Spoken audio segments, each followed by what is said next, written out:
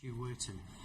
I'll ask you to introduce yourselves in a moment, but for the purposes of the record, may I declare an interest and draw members' attention to my entry into the Register of Members' Interests.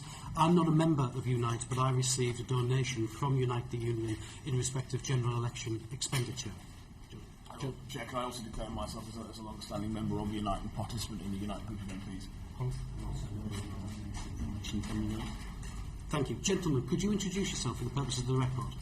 Yeah, I'm Steve Sandor, I'm Assistant General Secretary at Unite the Union. Good morning, I'm Luke Primarolo and I'm a Regional Officer with Unite the Union. We're keen to get as much information out of you as possible. Could you tell us the role that you play in terms of negotiations on behalf of members in Sports Direct? Both in terms of Shirebrook, and that will be the main focus of our work, but also do you have any role to play in terms of retail outlets too? Yeah, we have statutory recognition at Sports Direct for direct employees only employed in the warehouse itself. This was secured in 2008 when there was around 500 direct employees. Since that time, that number's dwindled to just under 200 direct employees, supplemented now by over 3,000 agency workers. We have no recognition with the agencies themselves, and there's been no collective bargaining taking place since 2008, despite the fact that we secured statutory recognition. Anything to add? We have members within retail, but we have no statutory recognition within retail, and we've had no agreements with the company over pay for at least 3 or 4 years. Mr Turner, I was going to ask in terms of access, in terms of management. I don't want to put words into your mouth, but you'd say there's very little access in terms of being able to have a good, positive relationship? There is no relationship really with Sports Direct, other than recent discussions that we've had around the non-payment of national minimum wage with the company and HMRC.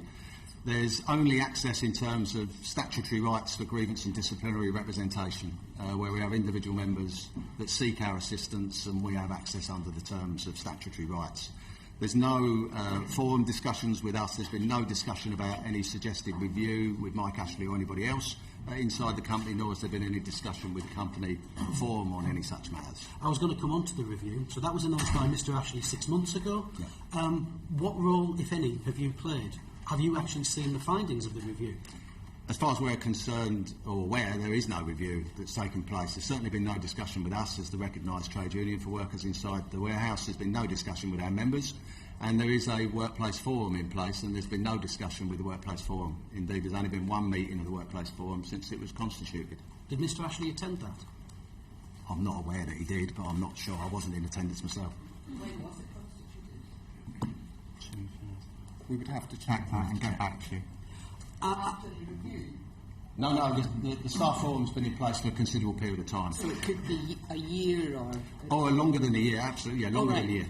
Over a year. Okay, thanks. There is a talk, and I just want to clarify it for my own purposes, about back pay, about pay being backdated. Yeah. What is your knowledge of that? Have workers received back pay in respect of increases in their salaries or wages? No workers have yet received back pay. We have been in discussions with the company and the Magistrates of Revenue and Customs. An agreement has been reached between us, HMRC and the company. We're currently in the process of balloting and consulting our members on the outcome of that arrangement. The company are doing likewise with their employees, but this only affects employees. As I said, there are only 200 direct employees now inside the warehouse. There are some over 3,000 agency employees who would equally be entitled to back payments for non-payment of national minimum wage, and those discussions are yet to take place. We've been seeking discussions with the two agencies concerned for a considerable period of time, and all of our efforts to meet have been thwarted. Thank you very much. Johnny. Thank you, Chair. Steve, Luke, thank you for coming today. You both, through your roles, I'm sure deal with a wide variety of industries, different workplaces. You have to cover all of that in terms of representing your members. Can you tell us what, in your view, is different about Sports Direct that has attracted such undue attention? Is there something in the business model which is different there? Is there something in how the workforce is structured which you find different to perhaps comparative businesses? This is about Sports Direct's business model, and I have to be clear, this is not simply about Sports Direct. This is a business model that we'll find exported across not just retail and hospitality, the traditional areas where you find predominantly precarious work. This is now finding itself into transportation and logistics, supply chains, manufacturing industries, wherever you find agency employment. alongside 0 hours direct employment, you find the same sort of practices. But what Sports Direct do, I think that 1 in 5 retail workers are employed on 0 hours contracts via Sports Direct stores. 1 in 5 on high street. So this is a business model that has exploitation at the very heart of it. That's our view towards 0 hours employment. Some 79% of all Sports Direct store employees are employed on 0 hours contracts. And if you want a very good understanding of the business model that Sports Direct deploy, I could only refer you back to the Scottish Affairs Select Committee inquiry that took place in 2015, where Keith Halliwell, as the chairman of Sports Direct, gave evidence and was very clear about the nature of the employment relationship. I think the issue is when you have a system where the majority of your workforce are employed under precarious contracts, be they 0 hours or be they agency contracts, what this leads to is a situation where people do not, in reality, have a recourse to justice. What this means is that it is very, very difficult for them to challenge if things are going wrong within the workplace or they are being treated unfairly. Because if you are on precarious work and you do that, you may find yourself losing your employment, or if on 0 hours, not getting that next shift. Now, inevitably, when there isn't that check and balance, when people aren't able then to challenge if things are wrong, there is a creep. There is a creep to a more and more extreme situation, which is what we're starting to discover here. But it will not be the end of it unless we can find those checks and balances to put in place. To turn specifically to the Shirebrook warehouse, we received a lot of testimony from people, which is of concern. That's obviously that's been in the press as well. People know about that, and we're going to hear both sides of the story from the businesses and the agencies themselves today about that. But there are a number of statistics which we've seen, which are, from freedom of information requests. They're not in doubt. There are things like the number of ambulances, 76 ambulances called to the warehouse between January 2013 and December 2014. Can you tell us a little bit about that, about the information that's been discovered, and if you think that's typical or atypical of a warehouse of this kind? This is not typical of a warehouse, although it will become typical of a warehouse if we don't actually do something about the employment practices that are being deployed by Sports Direct. I mean, in reality, even though we've got 3,000 agency workers that are not employed on 0 hours contracts directly inside this warehouse, they are employed on short hour contracts. They're employed on a contract for 336 hours a year, which effectively means that by the time you've hit the end of February in any one year, you're now employed on what is effectively a 0 hours contract, without any guaranteed hours whatsoever. So we would say that the agency workers employed at Sports Direct are equally employed pretty much on a 0 hours contract. And all of the issues that have been raised just then by Luke in terms of the control that the employer has, not just over the hours that you work and whether indeed you work, but the amount of wages that then compensate to you as a consequence of that, and the knock-on impact of that on your ability to plan, to pay rent, to put food in front of your children, to make the normal arrangements that anybody that wants to play a normal role within society would want to do so, are denied them because they have no guarantee of whether they're working next week and next month, or indeed how many hours they may be working at any one time. So it's the short hour contract that's as prevalent in terms of Sports Direct and across the wider economy as well as the 0 hours contract itself, and that's something that I think we need to address. There are a number of issues in the contract, and I'd refer you in the appendix, whether you want to go now or certainly later, to Appendix A, and there are copies in Appendix A of the contracts themselves, which are very explicit in the way in which we believe they exploit. Firstly, in terms of the 336-hour contract and the guarantee for only 336 hours per year. We have workers here that give direct testimony to us of being employed for over 4 years and up to nearly 6 years inside Sports Direct and working for these agencies on so-called temporary contracts. I don't know, we're not fruit picking in the world of Kent here.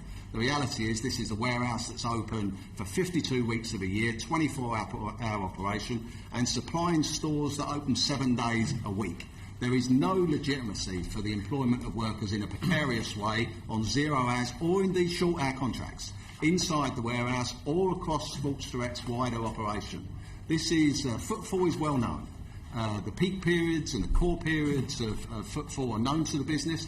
You can roster and you can make arrangements to provide dignity and respect for a workforce here, a very hard-working, dedicated workforce that provide millions of pounds of profit back to Sports Direct and individually to Mike Ashley as the chief shareholder employed here, and should be recognised. Should be recognised. Dignity and respect and justice is a huge issue, and it's being denied to thousands of workers inside this warehouse and across the store's operation.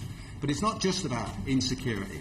It is also about no guarantee on hours, giving absolute control to the employer. We don't have grievance and disciplinary procedures anymore. We simply don't have any further work for you. No further work. So there is no process. There's no access to justice. Even though on paper you may be regarded as an employee and able to access, if indeed you can afford it, the employment tribunal system. The reality is, for most 0 hours workers and short hour workers, you're just simply denied work if you raise a grievance or raise a concern with your employer. There's also tax issues around this. We've done a lot of work around the employer's national insurance contribution, keeping people low paid, keeping people on very low numbers of hours so that the employer can avoid paying 13.8% employer's national insurance. And there's then knock-on impact of that on the employee themselves. They're in and out of work and then reliant on contributory-based benefits, and because they're failing to pay national insurance contributions on a regular basis, get problems every time they're in and out of the welfare system, and therefore find it very, very difficult to have sustainable income during the course of a year to support either themselves or their families. I'm conscious to move on if I can, Mr. Turner, but I think Johnny wants to... A final question from me, Chair. Some of the allegations that have appeared in the public domain about Sports Direct are of the more serious nature indeed, not just issues around fair payment, access to back pay, but including things like the coercion of female employees into sexual relationships and that sort of thing. Yeah. Since those were first aired, the Chair touched on this in terms of the review of the relationship with agency workers, but in your view, has any attempt been made to rectify problems, either through the union or not with the union? Has any attempt been made to look into and address concerns that have reached the public domain? Well, we've certainly done that. As a union, we put it in the public domain. In terms of the business, not that we're aware of at all. There's certainly been no discussion. We've written to the company and the agencies concerned because, of course, whilst we would deny Mike Ashley and Sports Direct the ability to outsource their responsibility to agencies for the employment of workers inside their operation, this is directly the responsibility of Sports Direct. It is the agencies that are the employer. And we've written to the agencies on a number of occasions and not even had the courtesy of a reply from one of them and a curt reply from the second. So there has been no willingness on the part of the agencies to engage with us in any constructive way, in any way at all, actually, to try and resolve the genuine concerns and difficulties that have been raised with us and continue to be raised with us day in, day out, week in, week out. Yes or no answer, if you could, Mr. Turner. These allegations have been live for a number of months, if not years, but certainly December there were allegations in The Guardian and on the BBC. Yeah. Since that 6-month period, have you seen any improvement whatsoever in working conditions in Shirebrook? No. There's been changes. No, but there has been changes to the way in which people are searched and clock out. There's been a different system employed inside the warehouse. There's been better access and egress introduced, which makes that process quicker. It's not changed the process. That's better. That's an improvement. That's an improvement, but it's not changed the issues that arise from searches on the way out of the premises. Thank you. Amanda. Sorry, do people still not get paid for those searches? No, they don't get paid for the searches. That's not working time, but the 20 pence increase to the minimum wage that was introduced as a consequence of non-payment of national minimum wage, that's the reality of it, covers that and prevents a further claim. That's very helpful. Amanda. Thank you, gentlemen. Are you familiar with the prepayment card that's used? How commonplace is this in terms of using a prepayment card for payroll? Well, we've not come across it. Actually, we're a union of 1.4 million members that operate across all sectors pretty much of the economy, and we've not come across the level of exploitation in the use of prepaid debit cards. We have workers here predominantly from Eastern Europe that are recruited in Eastern Europe. English is a second, if not third language, are brought across to the UK, and then, because they have no bank account, offered the facility of a prepaid debit card. They're charged £10 for the issuing of the prepaid debit card, and then they're charged a monthly management fee of £10 for the pleasure of having their wages placed on the debit card. They're then charged, of course, 75 pence every time they use it in an ATM machine, and charged again 10 pence for every time they receive a text message confirming that they've withdrawn money or used their cards. We know the card issuer, and the card issuer makes a £2 a month management fee charge, not a £10 charge. So who's making £8 out of this process? We don't know. Equally, the card issuer makes no charge for the issuing of the cards, and yet the workers themselves are charged £10 for the issuing of a card. So they may be questions for others that you might want to ask. And what are your views about the use of prepayment cards for payroll purposes? Well, we would oppose it. I mean, the people used to get paid in cash. Now they're paid directly into bank accounts. Of course, it's very difficult for migrant labour to have easy access to a bank account. You need to have proof of address. Very often they're living in shared accommodation. The electricity bill is not in their name. The house is not in their name. They can't provide the evidence that may be required now, under statute, for a very good reason, by the way, to open bank account. And where they can't, they have to find another mechanism for being paid. But there are other ways in which you could do this that are not as exploitative. These are minimum wage workers, and yet they find themselves receiving a bill for £10 just simply for the pleasure of being paid. Mr Turner, can I ask about that? Given that they're on minimum wage, and there may have been a 15 pence an hour increase, and we might come on to that, but with the £10 monthly charge, 75 pence transaction fee, does that push them under the minimum wage? Have you got any evidence to suggest that happens? Well, it would do, but where this is a moral question perhaps rather than a legal one, the reality is they're asked to sign a piece of paper that reaches an agreement with the employer to issue the card, and therefore this becomes a service agreement and not a deduction from wages. We believe that this is a deduction from wages. If you can't be paid your wages monthly without a charge being imposed on you for whatever reason, then that should be a deduction from earnings. Further question. Insurance. Can you tell me about the insurance that they also have fees that they pay? Yeah, well, I wish I could tell you about the insurance. We've tried on a number of occasions to get answers to why it is that insurance services deductions are made from people's wages, and I'll refer you to wage slips that we've incorporated into our evidence, body of evidence for you, where insurance services are deducted up to £2.45 per week. These are employees of an agency, so I'm not quite sure what they're insuring themselves against. The workers themselves, and if you read the personal testimonies that are equally provided inside the documents we've provided, are very clear about that as well, where they have asked and are unclear about why they're having monies deducted for insurance services. This is perhaps a question for the agencies themselves. Again, is this something which you see to be commonplace? Do you see this elsewhere? We've never seen this. So you're telling me you've not seen the use of prepayment cards or insurances? No, we see it in these agencies elsewhere. These agencies employ workers across different sectors of the economy where we have members as well, and we see these same practices. This is an agency, in respect of one of them, Transline, had their licence revoked by the Game Masters Licensing Authority when they operated in the food industry. Of course, the Game Masters Licensing Authority is restricted in its scope, and it's one of our recommendations in our briefing that the scope of the Game Masters Licensing Authority for licensing and regulation and enforcement be extended across all sectors of the economy. This is a company denied a licence in one sector of the economy and then free at will to operate in exactly the same way for which it was denied a licence in food elsewhere across the retail sector. Michelle? Yeah, we've been touching on it in this session. I'd like you just to describe the culture of Sports Direct.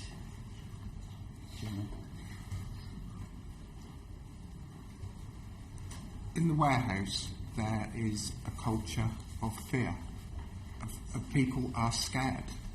People are scared because they are working under a system that they know they could lose their employment at any moment. They are working under, and it's one of the appendices that we've given you, the strike system.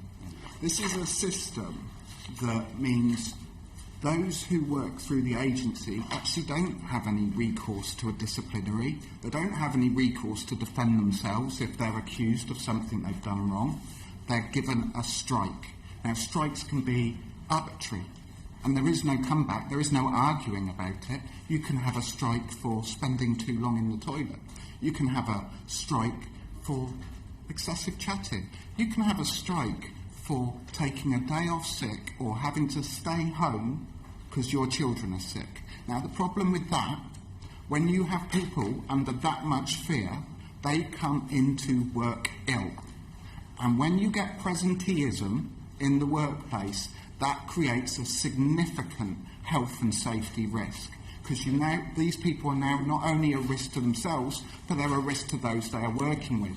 Now, when we refer back to the Freedom of Information Act with East Midlands Ambulance Service, you will see in there not just that it's 110 call-outs for the ambulance service, but you'll see 34 for chest pains. You'll see there are strokes in there. You'll see that there are 5 births or miscarriages or pregnancy-related issues in there, one of which was someone giving birth within a toilet, and the last one happened in November of 2015. Mr. Bennett, you aren't seriously suggesting that you're given a strike if you're giving birth? You're given a strike if you don't attend work. And so people attend work when they shouldn't be at work. That's the reality of this. And 6 strikes, and it's Appendix D in your packs, 6 strikes, and you'll see the criteria in Appendix D: excessive chatting, excessive or long toilet breaks, wearing branded goods, a period of reported sickness. A period of reported sickness warrants a strike. 6 strikes, and it's very clear, any person who exceeds 6 strikes within a rolling 6-month period will have their assignment at Sports Direct ended. So people come to work. Pregnant women come to work and end up being taken to hospital by ambulance, or giving birth in a toilet, in a warehouse, on one occasion in 2014.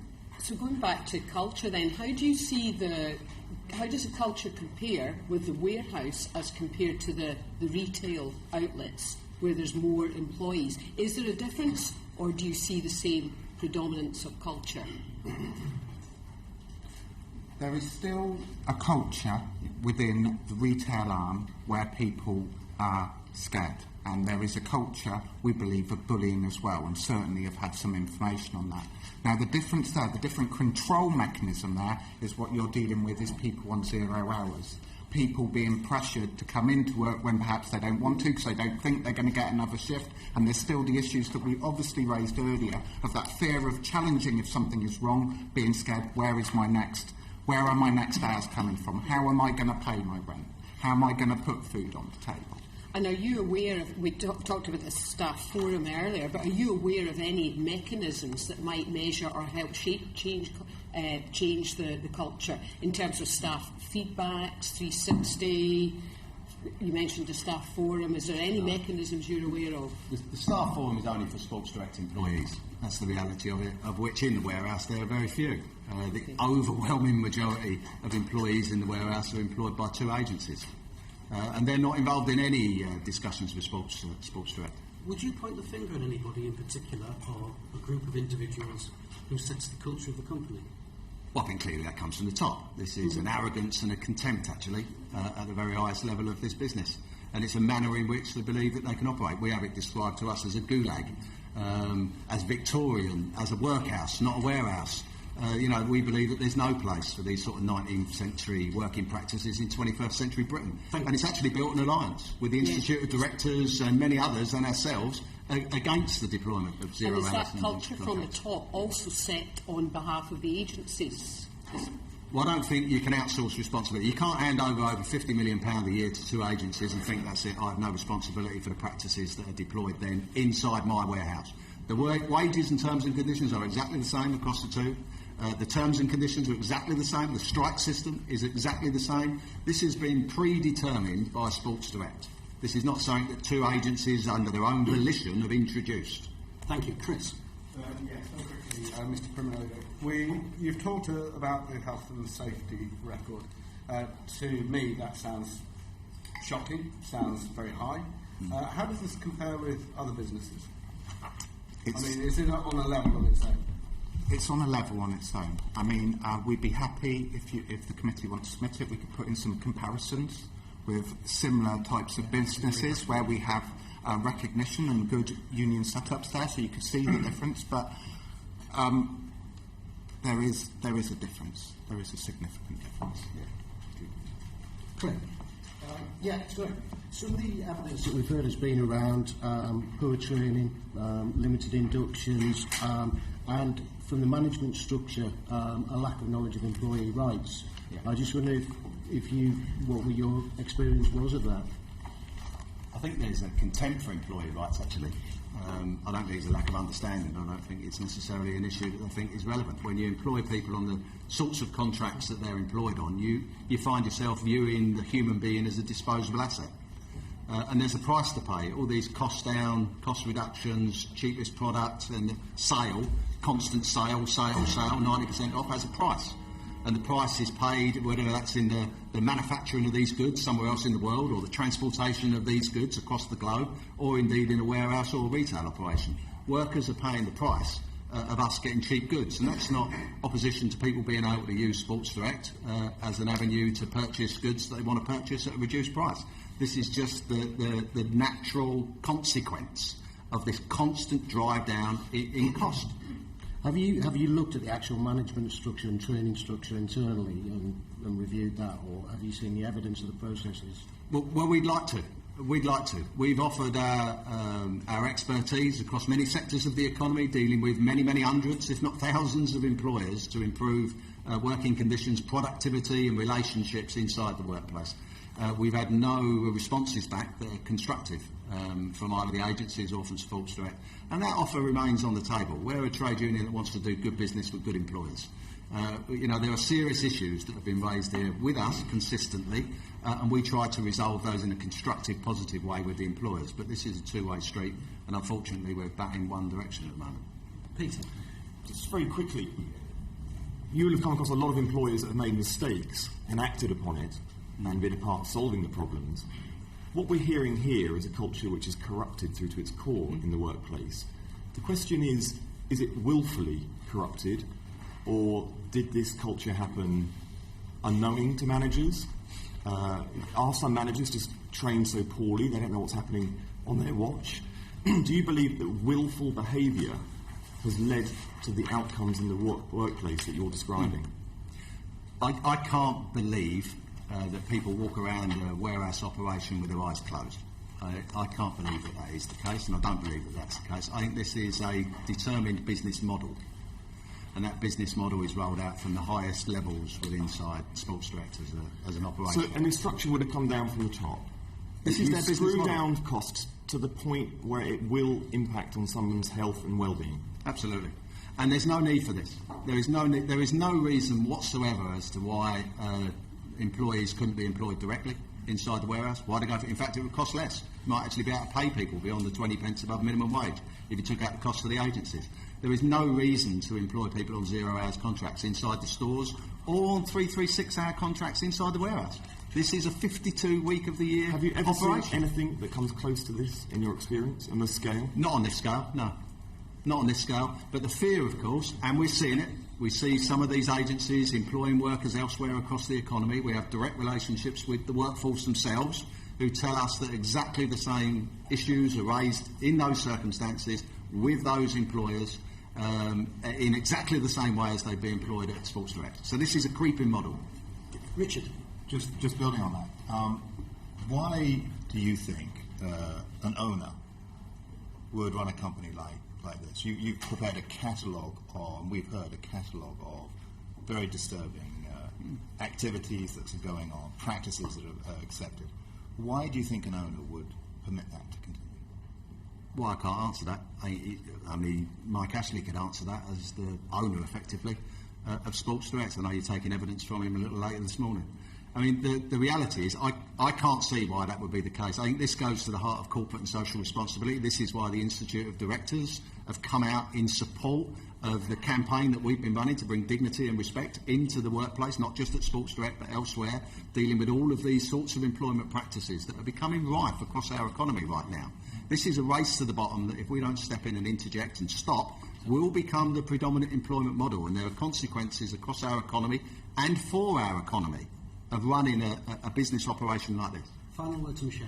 Yes, just a question for yourself, Luke. When you mentioned about the ambulance visits, do you have evidence of specific health and safety breaches against legislation? I think what we have, you have within your pack, and we've given you obviously photographic evidence as well. I think we certainly get a lot of workers telling us stories of things that have happened in there and happened to them, so we've got a lot of anecdotal evidence that, again, we would be happy to supply to you if that's something you require as well. But I think also more concerning on the whole health and safety angle is the idea of presenteeism and what that happens. Now, you mix that, you have a heading mix with targets, because these people are given targets. We're talking about a massive warehouse. They have to get round to pick up, because none of it's automated, it's all done by hand, so you've got lots of targets, to pick up the different items to load into trolleys, and you'll see that there's photographic evidence of those trolleys in poor repair, pushing them around. What does that lead to? What is the consequence of all of those things mixed together? The consequence then is the ambulance report. And have you offered those that evidence that you have to Sports Direct? Have you offered to give that to them? Absolutely. We've offered to meet with Sports Direct, we've offered to meet with the agencies to discuss all of the issues that have been raised with us over a considerable period of time. We've received no positive feedback from Sports Direct or the agencies in have terms they declined of the evidence of those breaches? They haven't responded positively to a meeting with us at all on any of the issues that we've raised with them. The only thing that I would add to this is that there is a statutory reporting process involved here as well. RIDOR, the reporting of injuries, diseases and dangerous occurrences. There are 80 RIDOR statutory reported incidents that require people to be off work for over 7 days, and they've been reported to the local authority. Where there are issues here is the crossover between the Health and Safety Executive and the local authority reporting mechanisms and enforcement and visitation. So you get very few inspections, and this is more about cuts to local services and the way in which the environmental health services are responsible for warehouses as opposed to the Health and Safety Executive. And so something that we may want to look at would be a closer liaison between the Health and Safety Executive Service and its resources and indeed the environmental health officers in warehouse operations. Because 80 incidents over a defined period of time, some of which are very serious and cause people to be off for long periods of time, should be raising concern. Gentlemen, very final question. If you could be brief, I'd be grateful. Is the key problem a question of enforcement of existing legislation, or legislation as it currently stands doesn't address employment protection? Legislation, as we see it, doesn't address it. We've given a number of recommendations in our pack, so I won't refer to them now because of the time, but they're in the end of the last page of our briefing, page 11. In New Zealand, they've outlawed zero-hours contracts. And all of those employers, your Kentucky Fried Chickens, your Burger Kings, your McDonald's, your Starbucks, all of those that required flexibility in their workforce and therefore the issuing of zero-hours contracts, now employ all of their people on rosters, on guaranteed hours, without any hiccups or without any problems. That's happened in New Zealand, and we should look at doing that here. We should certainly look at extending the role of the Game Masters Licensing Authority, its scope and its remit, beyond simply food and agriculture, because you've got agencies now operating across the economy, banned in one and yet able to operate freely elsewhere in exactly the same manner. And there's a number of other recommendations that I'll leave with you, Chair, in that regard as well. Gentlemen, thank you very much for your time. We're very grateful for what you've provided and the evidence that you've given to the committee. Thank you. No, thanks, Rick.